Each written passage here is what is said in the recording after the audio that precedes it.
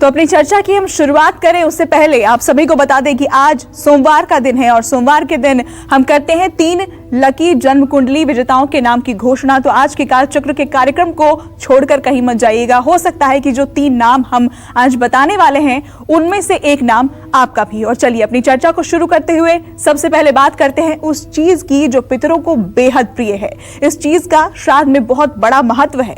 पितरों को इस चीज का भोग लगाने से पितर के साथ साथ देवता भी प्रसन्न होते हैं। कौन सी है वो खास चीज, आइए जानते हैं इस बारे में पंडित जी से। पंडित जी, सबसे ज्यादा क्या प्रिय है पितरों को? सबसे पहले तो कालचक्र के दर्शकों को इसके बारे में बताएं। देखो, पितर हो या देवता, सबको सबसे ज्यादा अगर कोई चीज पसंद है भोजन में, नैवेद्य में, वो है खीर। खास करके पितरों के भी भोजन में तो खीर होनी ही चाहिए, क्योंकि श्राद्ध में खीर का बहुत महत्व है। लेकिन ध्यान ये दीजिए कि खीर गाय के दूध की ही बनी होनी चाहिए। लेकिन अगर आप किसी मेट्रो सिटी में रहते हैं जहां गाय के गौशाला तक जाने की स्थिति नहीं है और आपको पैकेट का दूध लेना पड़ेगा, तो आप उसे ही भगवान कृष्ण को समर्पित करके गाय का दूध मान करके उसी दूध से आप खीर बना लीजिएगा। लेकिन अगर संभव हो कि गाय का दूध मिल जाए तो गाय के दूध से बनी हुई खीर पितरों के लिए अमृत होती है। खीर सभी पकवानों में उत्तम मानी गई है। पितरों को खीर का भोग लगाने से पितर प्रसन्न होते हैं।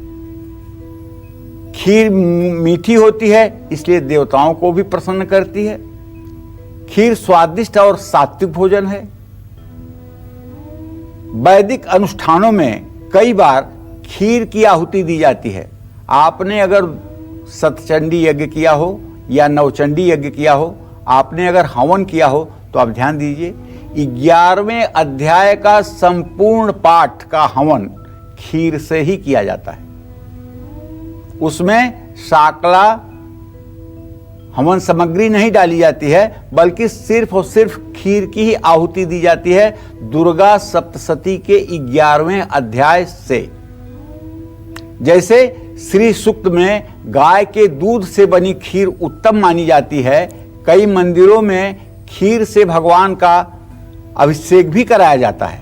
श्राद्ध में खीर बनाने के पीछे का एक कारण यह भी है कि धर्म ग्रंथों में हविष्य अन्न कहा गया है। इसका अर्थ है देवताओं का अन्न, जिसे अग्नि को अर्पित करने पर देवताओं सहित पितर भी प्रसन्न होते हैं। ऐसे में पितृलोक चंद्रमा के ऊर्ध्वभाग में माना गया है। खीर में उपयोग होने वाले दूध पर चंद्रमा का प्रभाव होता है।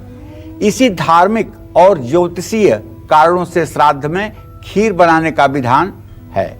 इस ऋतु में बनाई जाने वाली खीर में सिर्फ इलायची डालनी चाहिए, क्योंकि मेवा और केसर अगर आप डालेंगे ना तो उससे इस सीजन में पित्त बढ़ेगा और पित्त की वजह से तमाम प्रकार के रोग शरीर में पैदा हो सकते हैं। अब मैं आपको खीर बनाने का वैज्ञानिक पहलू भी बताना चाहूंगा। देखिए, दूध और चावल का मिश्रण उत्तम माना जाता है। दूध को अमृत माना गया है। दूध पीने से शरीर स्वस्थ और मजबूत होता है। तो ऋतु की समाप्ति पर जब शरद ऋतु का आगमन हो रहा होता है, ऐसे में श्राद्ध पक्ष आता है। इस ऋतु परिवर्तन में दूध और चावल का मिश्रण वैज्ञानिक दृष्टिकोण से उत्तम माना गया है और रोग शमन करने वाला माना गया है। खीर खाने से पित्त का शमन होता है, यह शास्त्रों में प्रसिद्ध बात है। तो पितृपक्ष में किन चीजों का इस्तेमाल करना आपकी किस्मत के लिए भारी पड़ सकता है? पितरों के भोजन में किन चीजों का इस्तेमाल पितरों को क्रोध दिला सकता है? भूलकर भी पितृपक्ष में कौन सी 2 चीजों का इस्तेमाल आपको नहीं करना चाहिए? आइए इस बारे में जान लेते हैं। पंडित जी, ऐसी कौन सी चीज है जिसका इस्तेमाल करने से जो पितर है वो कुपित हो सकते हैं, क्रोधित हो सकते हैं? देखिए, इसके पहले भी एक बात बताऊं जो मेरे मन में आ रहा है। मेरे मन में ये बात आ रही है कि जिस व्यक्ति का जिंदे जी जैसा स्वभाव होता है, मरने के बाद उसकी मृतात्मा का भी वही स्वभाव रहता है। इसीलिए मैं कहता हूं कि नेचर और सिग्नेचर नहीं बदले जाते हैं। अगर कोई व्यक्ति जिंदे जी समाज के लोगों को दुख पहुंचा रहा है, पीड़ा पहुंचा रहा है, लोगों के साथ अन्याय अत्याचार कर रहा है, तो वो जब प्रेत योनि और पितर योनि में जाता है तब भी वो वही करता है जो जिंदे जी यहाँ से रह करके जाता है। और कोई सात्विक व्यक्ति जिसके अंदर पूरे समाज की संवेदना है, जो मतलब कि चींटी को भी कष्ट होने पर दुखी हो जाता है, ऐसा व्यक्ति जो सबका हित चाहता है, अगर कभी संयोग से उसकी ऐसी मृत्यु हो गई कि उसे पितर योनि या प्रेत योनि में जाना पड़ा, तो भी वो स्वयं कष्ट सह करके किसी को दुख नहीं पहुंचाता, किसी को दुख नहीं पहुंचाता। वो अपने प्रारब्ध को वहां भी मान करके और अपने वंशजों का अहित बिल्कुल नहीं करता है, जहां तक हो सकता है उनके हित करने की ही कामना होती है। ये बात बहुत ही प्रैक्टिकल और बहुत ही सच है। वैसे तो बहुत से ऐसे लोग हैं जिन्हें पितरों में, आत्मा परमात्मा में विश्वास ही नहीं है, लेकिन सच बात यह है कि बिजली के तार में बिजली का करंट दौड़ रहा है, ये देखकर पता नहीं लगता है, लेकिन अगर उसको छुआ जाए, उसको स्पर्श किया जाए तो पता चल सकता है कि उसके अंदर क्या ताकत है। उसी तरह से हमारे पितर जो हैं ये महसूस किए जा सकते हैं, आभास किए जा सकते हैं। इसके लिए 2 मिनट के लिए दुनियादारी से बाहर निकल करके और अपने पितरों का स्मरण करते हुए आंख मूंद करके जरा बैठिए तो सही, देखिए आपका मार्गदर्शन शुरू हो जाता है कि नहीं।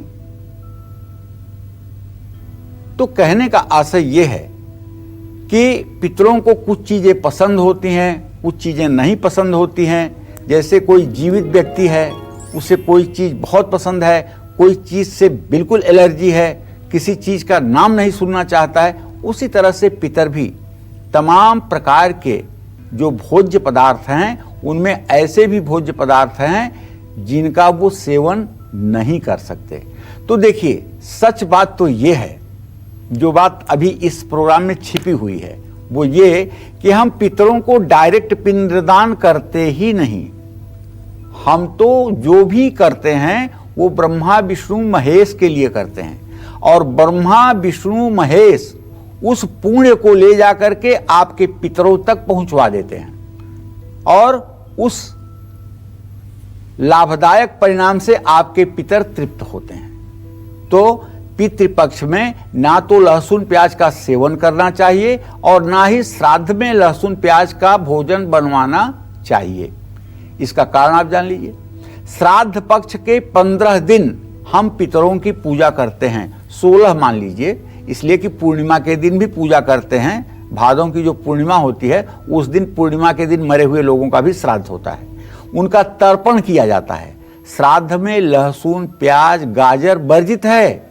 क्यों वर्जित है? गीता में भगवान कृष्ण ने कहा है, यातयामम गतरसम पूति परियुष्टम चयत उच्छिष्टम चामेध्यम भोजनहताम सहप्रिय। पूति शब्द जो है प में इति प्रत्यय लगा हुआ है, जिसका अर्थ होता है प्रकृति द्वारा दुर्गंधित। ये लहसुन और प्याज को जमीन से निकालते ही अगर आप देखें ना, तभी ये बदबू करने लगता है, इससे दुर्गंध आने लगती है। इसलिए लहसुन और प्याज को सतोगुणी लोगों के लिए मना किया गया है। तो तामसिक भोजन है। लहसुन और प्याज का सेवन करने से क्रोध और काम वासना बढ़ती है, एकाग्रता में कमी आती है। श्राद्ध के समय पूजन और ध्यान करने का समय होता है। ऐसे कार्यों में मन की पवित्रता और एकाग्रता बहुत जरूरी होती है। इसलिए श्राद्ध में लहसुन और प्याज का सेवन या लहसुन प्याज का उपयोग नहीं करना चाहिए। इसलिए हर व्रत और त्योहार में सात्विक भोजन बनाने और खाने का विधान शास्त्रों में कहा गया है। नमस्कार, मैं हूं मानक गुप्ता। अगर आपको हमारा ये वीडियो पसंद आया हो तो इसे लाइक और शेयर जरूर करें, और हां, हमें सब्सक्राइब और फॉलो करना ना भूलें, ताकि आप देश और दुनिया की कोई खबर मिस ना करें। तो जुड़े रहिए हमारे साथ और देखते रहिए न्यूज़ 24।